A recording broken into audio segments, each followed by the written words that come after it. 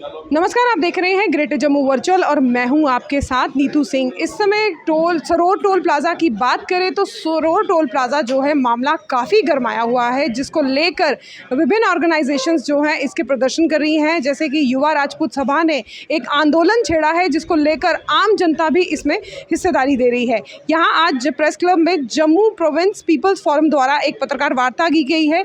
ये भी Saror toll plaza के समर्थन में है। जानने की कोशिश करेंगे क्या कुछ कहना है इनका।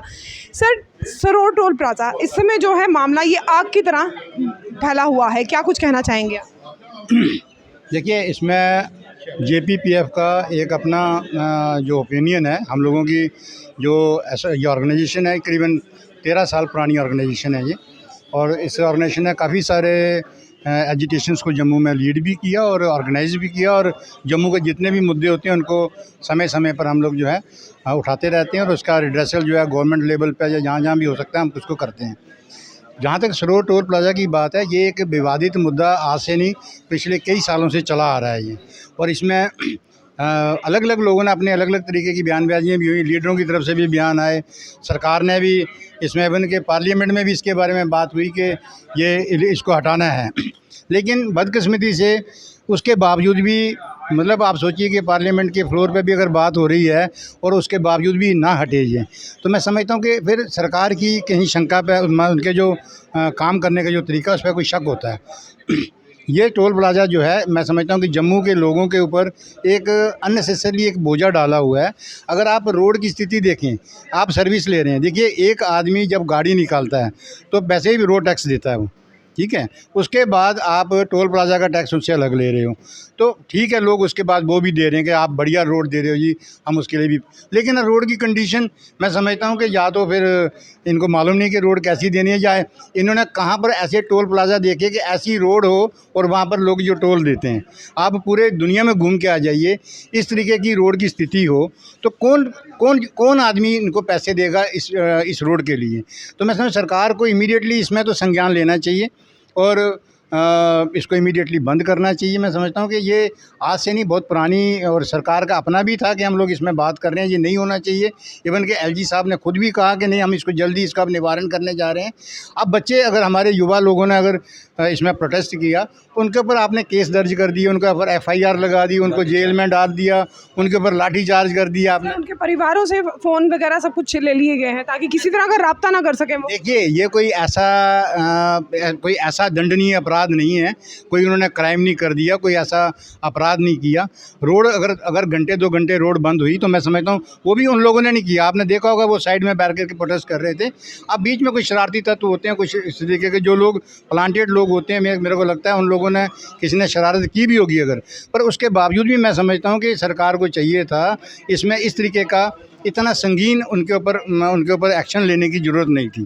तो मैं समझता हूँ ये एक अनरेस्ट जो लोगों के बीच में पैदा हो रहा है, ये कहीं और रूप ना ले ले। इसके हम लोग जो हैं, आप जानते हैं, जम्मू के डोगरे जो हैं, एक आज से नहीं, सदियों से इनकी बहादुरी और इनके चर्चे आप सभी इतिहास में दर्ज हैं। इसमें सरकार को चाहिए कि ये बम बम बोले वाली स्थिति ना बन जाए ये, क्योंकि जो एक अनरेस्ट आप देखो, गांव-गांव में लोगों तक ये बात पहुंची है कि, और सभी लोग इसको कंडेम कर रहे हैं कि सरकार को इस तरीके का एक्शन नहीं लेना चाहिए था। तो इसमें हम तो यही कहेंगे, बीइंग एक responsible citizen of Jammu and Kashmir और हिंदुस्तान के हम लोग एक जिम्मेवार नागरिक हैं। हम नहीं चाहते कि किसी इस तरीके का माहौल बने जहाँ किसी को भी परेशानी पैदा हो, लेकिन सरकार का दायित्व बनता है कि सरकार इमीडिएटली इसके ऊपर कोई एक्शन लेकर के इसका निवारण करे। क्योंकि देखिए, पिछले 3-4 साल से जम्मू में जो स्थिति बन रही है, ये स्थिति बहुत अच्छी नहीं बन रही है। लोगों में एक जो अंदर जो ज्वालामुखी फूट रहा है ना, ये धीरे करके एक जो लोगों के बीच में आक्रोश जो पैदा हो रहा था, ये उसका कहीं नतीजा अभी नज़र आ रहा है थोड़ा सा। ये कहीं ज़्यादा बड़ा कोई मसला ना बन जाए, सरकार को इसका भी संज्ञान लेना चाहिए। क्योंकि अब मुद्दे बहुत सारे हैं, अगर मैं गिनाऊंगा तो बहुत बड़ी लिस्ट है सरकार की नाकामियों की। एक मुद्दा नहीं है, बहुत सारे मुद्दे हैं। हम लोग बहुत डिस्कशन करते हैं, हम सरकार को भी आगाह करते हैं बार बार कि इनका निवारण करें, ताकि ये मुद्दे जो हैं ये उभरे ना, और लोगों के बीच में युवा जो है जो अपना काम करें, देश की तरक्की में अपना योगदान दें और इस तरीके के चीज़ों से दूर रहें। लेकिन सरकार को भी चाहिए कि इसमें तुरंत एक्शन लेकर के इस तरीके के मुद्दे बनने ना दें। सर, आपसे भी जानना चाहेंगे कि एमपी युगल किशोर जो हैं वो एनएचएआई के जो इस समय आला अधिकारी हैं उनसे भी बातचीत कर रहे हैं कि जल्द से जल्द इस पर संज्ञान लिया जाए और जो सरोर टोल प्लाज़ा है उसे पूर्ण तरीके से बंद कर दिया जाए। देखिए, आज से कोई 3 साल पहले भारतीय जनता पार्टी के प्रेसिडेंट रविंदर रैना जी ने पूरे मीडिया के सामने ये बोला था कि मैंने गडकरी जी को एक लेटर लिखी है कि यूटी, किसी भी यूटी के अंदर टोल प्लाज़ास नहीं होते, तो तुरंत ये टोल प्लाज़ा हटाया जाए। मुझे तो ऐसा लगता है उसके बाद इनकी वहाँ पर पता नहीं पार्टनरशिप लग गई है। एक तो टोल प्लाज़ा के रेट भी डबल कर दिए गए और टोल प्लाज़ा हटाए भी नहीं गए। एक तो दूसरा रूल है टोल प्लाज़ा का कि 80 किलोमीटर के अंदर एक टोल प्लाज़ा होता है।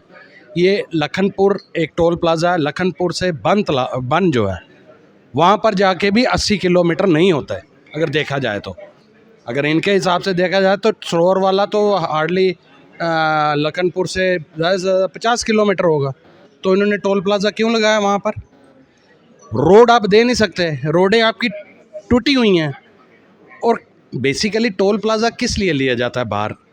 कि रोड्स को मेंटेन करने के लिए, जो रोड बनी हुई हैं अच्छे से उनको मेंटेन करने के लिए टोल प्लाज़ा लिया जाता है।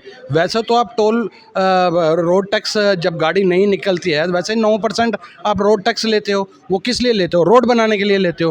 रोड्स आपकी है नहीं, सारी लखनपुर से लेके जम्मू तक रोड टूटी फूटी हैं और ऊपर से आप टोल प्लाज़ा लगा के बैठे हुए हो। लोगों को टोल प्लाज़ा देना पड़ रहा है। सर, यहाँ आपकी बात काटूंगी, जिसके पास फास्टैग नहीं है उसको डबल टोल देना पड़ता है। ये गडकरी जी का रूल है, हो सकता है अगली बार 4 टाइम ना देना पड़ जाए। उन्होंने अपने रूल बनाए हुए हैं, इनके ऐसे रूल्स हैं। ठीक है, अगर उसके पास फास्ट ट्रैक नहीं है आप ऑन स्पॉट उससे पेमेंट ले लो। डबल क्यों लेनी है भाई? कुछ चोरी तो नहीं वो कर रहा, या तो कोई चोरी कर रहा है, गाड़ी नहीं रोक रहा, गाड़ी भी रोक रहा है, टोल देने के लिए तैयार भी है, डबल क्यों? वाई? ये गडकरी जी को पूछना पड़ेगा भाई, ये क्यों इतनी चोर बाज़ारी क्यों डाली हुई है आप लोगों ने? पिछले 10 सालों में जितनी चोर बाज़ारी हिंदुस्तान में इस सरकार ने डाली है, भारतीय जनता पार्टी ने, उतनी किसी भी सरकार ने पिछले 70 सालों में नहीं डाली थी। युवा राजपूत सभा के समर्थन के लिए जम्मू प्रोविंस पीपल्स फोरम जो है सामने आई है और इनका साफ तौर पे कहना है कि जब नेशनल हाईवे पर सड़कें सही नहीं है तो टोल प्लाज़ा क्यों?